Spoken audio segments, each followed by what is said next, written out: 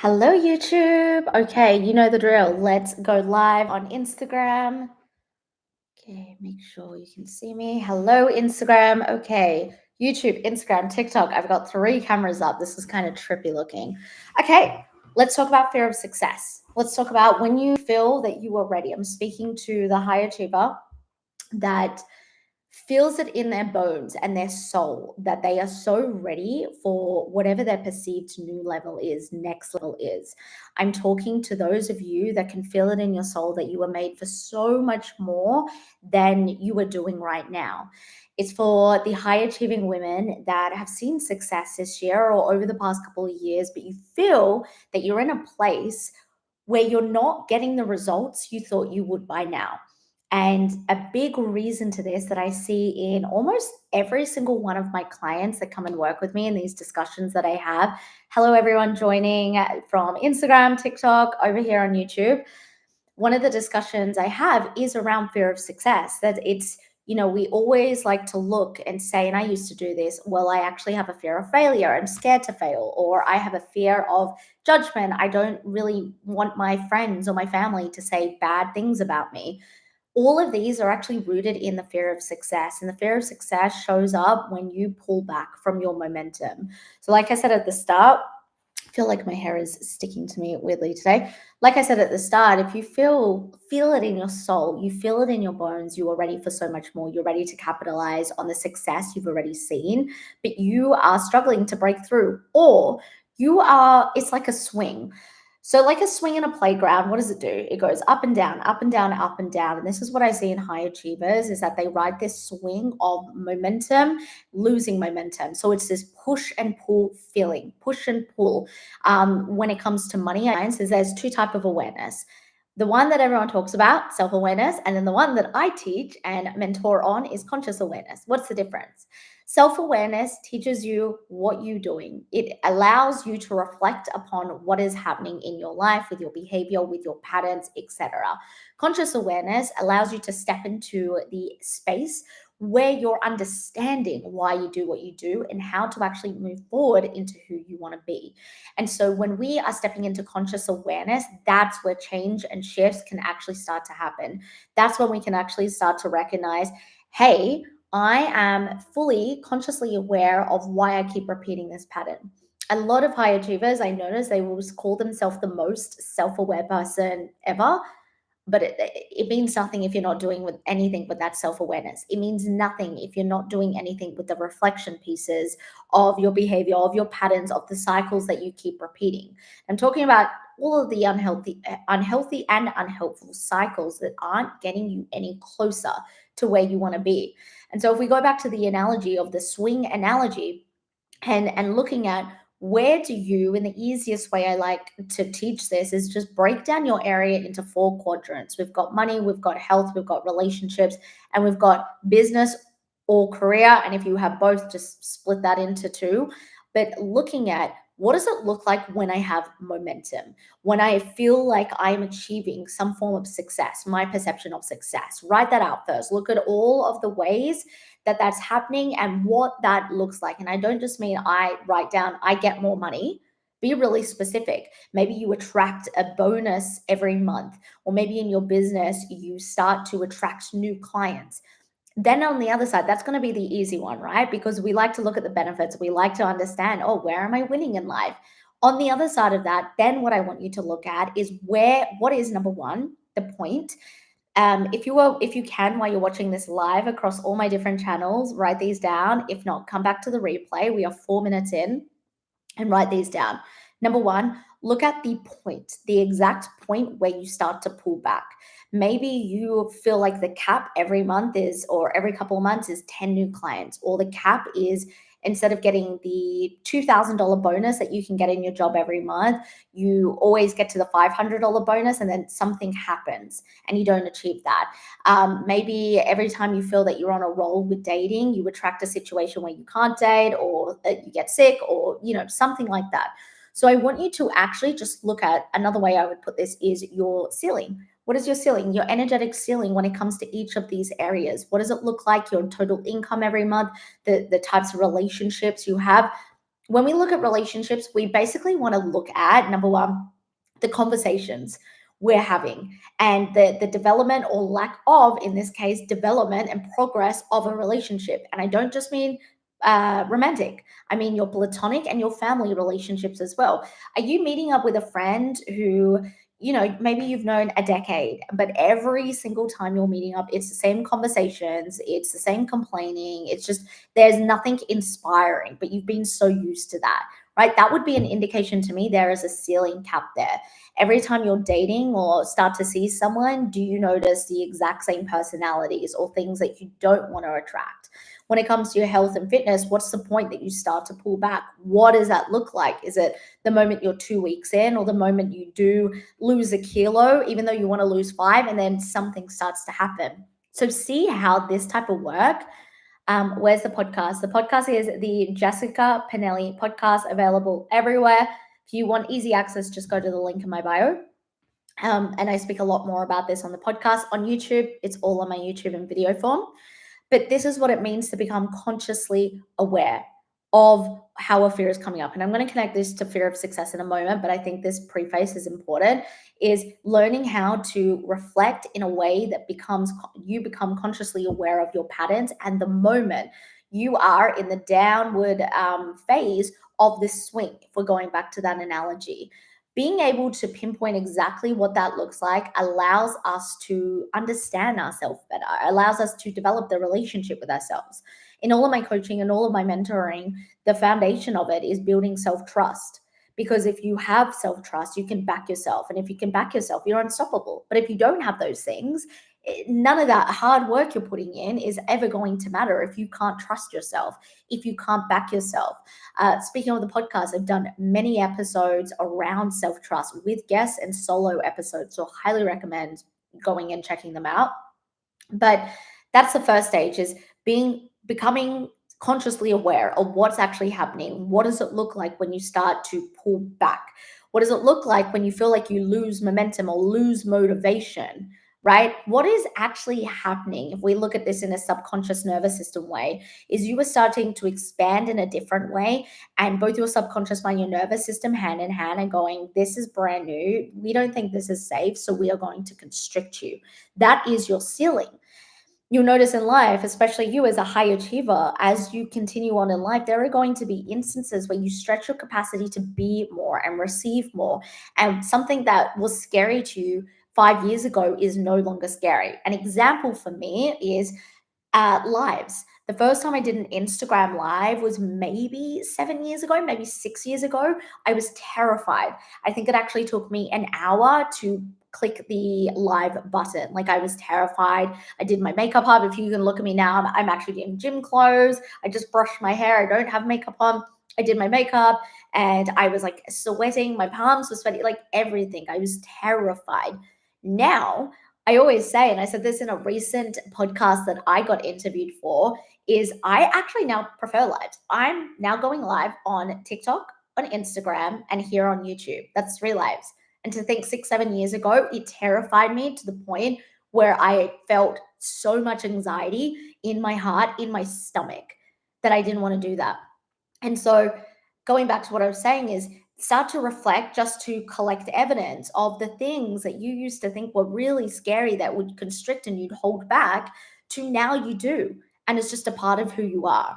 And so when we do those things and we practice doing those things in a regulated, safe way, and we're priming our subconscious self, our subconscious mind, our subconscious identity to align with those things. I mean, this is everything that I do with my business. This is everything I do with the women that work with me, the Women Mastery methodology. But when we prime that, we find safety in bringing in more.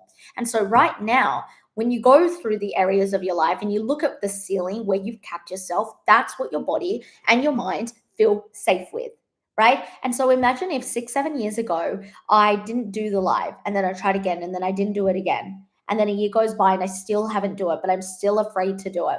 And then I didn't do it. And we get to this year and I still haven't done the live. Imagine how I would feel. I would still feel scared. I would still feel like constricted. I would still feel nervous. That is something brand new. But because this is something that I've been practicing and pushing myself towards, now I'm at the point in time where not only am I going live on 3 platforms right now, but I also prefer it. I feel safe with it. My body, remember when your nervous system, subconscious mind perceives something as a threat, it goes back to, I think it's like 14 generations of what's embedded in our DNA, which is a tiger is about to chase us, or a lion or a bear is about to chase us. So I have quite literally trained my body, that's been rooted in my DNA, that no, a tiger is not chasing me. I'm just going live on YouTube or Instagram or TikTok. And so that's what you need to prime your body to do. Now, let's relate this to what I said at the start of fear of success. Why do I think that every fear is stemmed from this one? Fear of failure, fear of judgment, fear of rejection, etc. Because the fear of success is the difference on the other side of who you are right now and what you perceive is your higher self, your future self. And so what I see with so many high achievers is they know what they want, they can feel it in their soul, and you probably feel this, you know, in your bones, right? This is why we get confused as to why aren't I seeing the results I expected by now? Or why do I feel like I'm putting in so much work, but nothing's working, or I'm not seeing results? Or why does it feel, one with money is like, why does it feel like I make money, I have enough to do my bills, and I have enough to, go lunch on the weekend, but why do I still feel like I'm in this feast famine cycle with my money? When it comes to business, why does it feel like I'm going really, really well? And then after a few weeks, I'm so burnt out that I have to take like 5 days off. And I say this with love because I've experienced this all. And so, looking at fear of success, what do you perceive as negative or scary on the other side of where you currently are? So, today's date is November 18th, 2024. If you were to put yourself in a position of November 18th, 2025, and you got the things that you perceive as success. So what is that? Is that a profit of $1 million in your coaching business? Is that getting promoted to CEO of your company? Is that attracting a long-term adult relationship? Is that having $50,000 in savings? Like, what is it, right? I just want you to sit and I want you to envision that right now and feel it in your body. At first, it may feel really good and it may be exciting, but then I need you, and probably do this after this live or pause it if you're watching the replay, but then I need you to actually dive in deeper. What are the thoughts attached to that? If the feelings aren't coming up yet, because a lot of the time I see people in their nervous system, they start to feel weird in their stomach or their heart's pounding or they start to get sweaty. When you're neutral and when you don't, and like a fear is not neutral. The opposite of a fear is a fantasy. And a fear has stemmed from a past resentment, but that's another conversation. But a fear, if you have neutralized a fear, the neutral feeling is peace.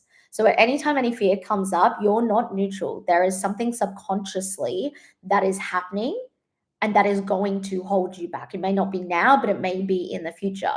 This is why this work that I teach my clients is so potent, because once you learn the woman mastery methodology of subconscious reprogramming, identity shifting, and regulating to a new capacity, you can copy and paste this into all areas of your life.